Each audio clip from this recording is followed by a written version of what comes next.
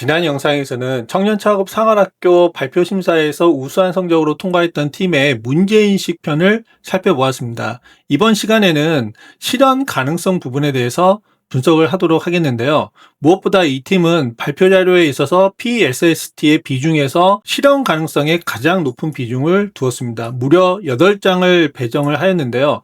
무엇보다 이 팀이 이렇게 실현 가능성에 집중한 이유는 본인들은 이미 사업적 성과가 있기 때문에 굳이 문제인식에 힘을 쏟기보다는 오히려 실현 가능성 부분에서 본인들이 이 사업 기간에서 달성할 수 있는 목표가 얼마나 실현 가능한지 이 부분에 집중한 부분이 가장 높습니다.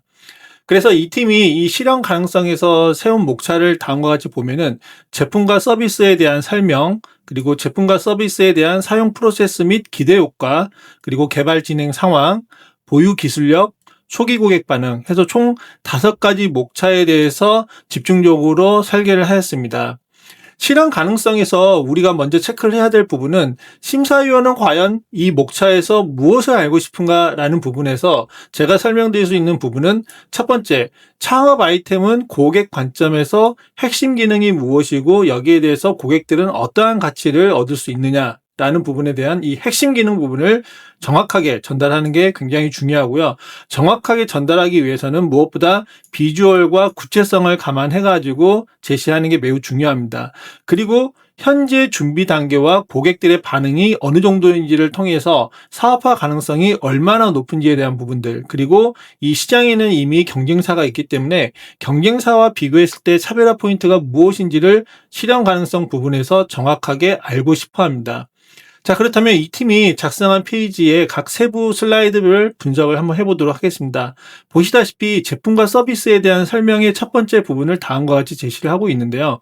무엇보다 식단과 영양제 결합이라는 서비스 핵심 가치를 아이콘과 이미지로 직관적으로 전달한 부분은 매우 좋습니다. 그리고 보시다시피 매일 아침 집 앞으로 배송해 드려요 라는 고객 관점의 메시지가 명확하게 제시되어 있는 점, 그리고 실제 배송 박스 이미지와 타겟 고객 이미지를 활용해 가지고 이 서비스가 실질적으로 진행되고 있을 것 같은 이 실체감을 높인 부분이 매우 좋습니다.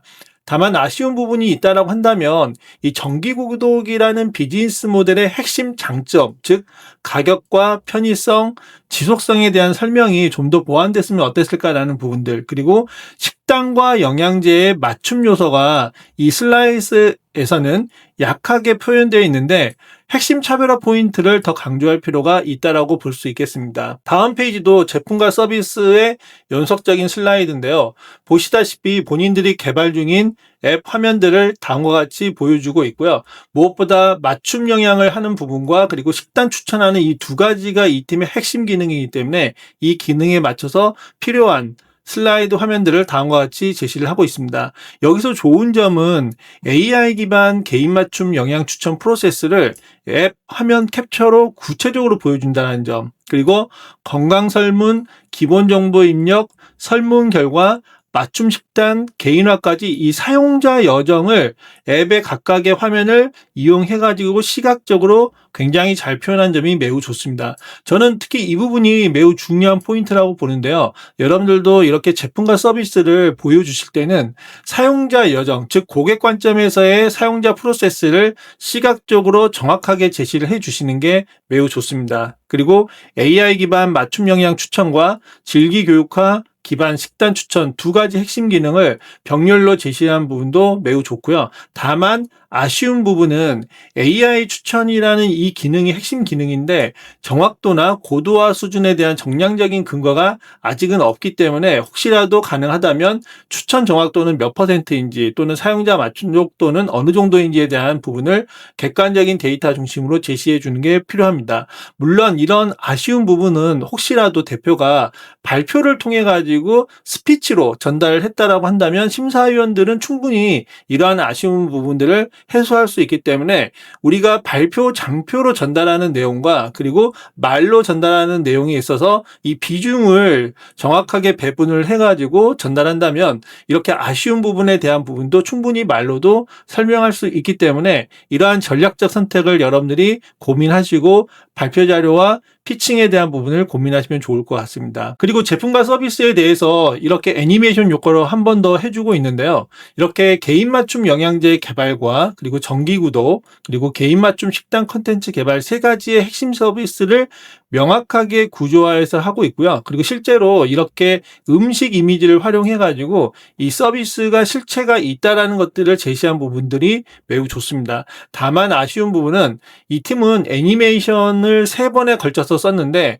이 부분도 보면은 슬라이드 장표와 내용이 중복되는 느낌이 있기 때문에 한 장으로 통합하거나 또는 차별화된 정보를 추가하는 것이 오히려 좋지 않았을까라는 부분들이 있습니다. 그래서 발표 시간 대비 유사한 내용의 슬라이드가 2장이면 시간에 대한 효율성이 떨어지기 때문에 애니메이션을 쓸 때는 전반적으로 내가 꼭 이거를 써야 될 것이냐 말 것이냐에 대한 판단을 명확하게 하셔야 되는데 그 판단은 무엇을 할 것이냐, 내가 전달하려고 하는 내용이 앞에 있는 장표와 그리고 애니메이션으로 전달하고자 하는 내용이 연결성이 있고 그리고 이게 심사위원들에게 킥을 줄 수 있는 요소가 충분한지를 판단하시는 게 좋습니다. 사용 프로세스와 기대 효과가 다음 페이지에 있는데요. 저는 이 페이지 굉장히 잘 만들어진 페이지라고 봅니다. 즉 서비스 이용 프로세스를 이렇게 건강 설문부터 해가지고 추천, 결제, 배송, 건강 리포트 순으로 체계적으로 제시했다라는 부분들, 그리고 변화하는 건강 상태를 반영하는 결과 기반 데이터 학습이라는 피드백 루프 구조를 보여줌으로써 이렇게 정량적 기대 효과를 이렇게 단백질은 약 190%, 탄수화물 82%, 나트륨 76% 감소와 같이 이런 정량적 효과를 제시했다는 부분이 매우 좋습니다. 이렇게 정량적 기대 효과를 제시를 하기 때문에 데이터 드리븐한 편익이라는 거버닝 메시지가 매우 명확하게 심사위원들에게 전달될 수 있다는 점이 좋은 포인트이고요. 다만 아쉬운 부분은 이처럼 정량적 수치에 대한 출처, 근거가 아직은 명확하게 이 장표에 없다라는 점, 또는 어떤 실험을 해서 또는 어떤 조사 기반으로 이런 출처가 나왔는지에 대한 내용들이 보완될 필요가 있습니다. 그리고 최초 설문조사 대비 향상된 건강 리포트의 실제 사례, 즉 비포 애프터 데이터가 보완돼 있었으면 오히려 더 설득력이 있지 않았을까. 저는 오히려 애니메이션 효과를 굳이 쓴다라고 한다면 저는 이 비포 애프터에 대한 내용들을 오히려 반영을 했으면 어땠을까라는 약간의 좀 아쉬움들이 좀 있었습니다. 다음으로는 개발 진행 상황인데요. 개발 진행 상황은 현재 진행 완료인 부분, 그리고 현재 진행 중인 부분, 그리고 이 사업을 통해서 진행 예정인 부분까지 이렇게 스텝 바이 스텝으로 제시를 굉장히 잘 했습니다. 즉 이렇게 완료, 진행 중, 예정 3단계로 개발 현황을 체계적으로 구분하여 제시하는 게 매우 중요한데, 이런 표현 방식을 여러분들도 이번 발표 자료에 적극적으로 활용해 보시는 것도 좋습니다. 그리고 MVP나 베타 테스트 등 스타트업이 현재 개발 단계가 무엇인지를 명확하게 보여주고 있고, 그리고 현 시점의 개발 진척도를 한눈에 파악할 수 있게끔 한 부분도 잘된 부분이라고 볼 수 있겠습니다. 특히 정기구독 역량 보유, 그리고 기술력 및 컨텐츠 개발 완료, 그리고 오프라인 베타 테스트 진행하고 있다는 것들을 통해서 우리 팀이 실행력을 갖고 있다라고 강조한 포인트들이 매우 좋고요. 다만 아쉬운 부분은 이렇게 각 항목별 구체적인 완료 일정이나 마일스톤 날짜가 좀만 더 보완되면 어땠을까? 특히 이 진행 예정인 부분과 이 진행 중인 부분에서 좀 더 보완이 됐으면 어땠을까라는 부분이 좀 있습니다. 그리고 예정 항목에 있어서 이 실현 가능성에 대한 근거, 즉 리소스나 파트너십 같은 내용들이 좀만 더 제시되어 있으면 어땠을까라는 아쉬움들이 좀 있고요. 그 다음 페이지로는 이 팀은 보유 기술력을 다음과 같이 제시를 하고 있습니다. 특히 출원 완료라는 기술적 진입 장벽을 명확하게 제시를 하고 있고요. 그리고 맞춤 영양 추천 AI 모델의 학습 데이터 규모를 정량적으로 제시를 하고 있죠. 즉 논문은 1000여 편, 그리고 서적은 200여 권, 이처럼 이렇게 시각적으로 제시를 한 부분들이 매우 좋고요. 그리고 새로운 머신러닝 활용 시니어 특화 문진표 개발이라는 차별화된 포인트를 제시하고 있는 것도 좋습니다. 특히 무엇보다 이렇게 앱 화면을 함께 보여줘서 기술의 실체감을 높인 부분들이 좋고요. 특히 아쉬운 점으로는 특허의 구체적 범위나 등록 여부, 이게 이제 심사위원들에게 중요한데요. 출원 완료만으로는 기술보호 수준 판단이 어렵기 때문에 이 부분에 대한 좀 더 보완적인 설명들이 발표 때 있었으면 괜찮았을 것 같고요. 그 다음에 AI 모델의 정확도, 성능 지표, 특히 이제 추천에 대한 적합도, 사용자 피드백 점수 이런 부분들이 반영되면 매우 좋습니다. 그리고 논문과 데이터 수는 제시했지만 이게 시니어 특화 모델의 차별화 로직이 뭐가 들어가 있는지가 좀 더 반영됐으면 어땠을까라는 살짝의 아쉬움들이 있고요. 이게 어떻게 보면 경쟁사 대비 AI 기술의 우위점이기 때문에 이 부분을 반영하는 게 이 팀에게는 좀 더 필요하지 않을까 싶습니다.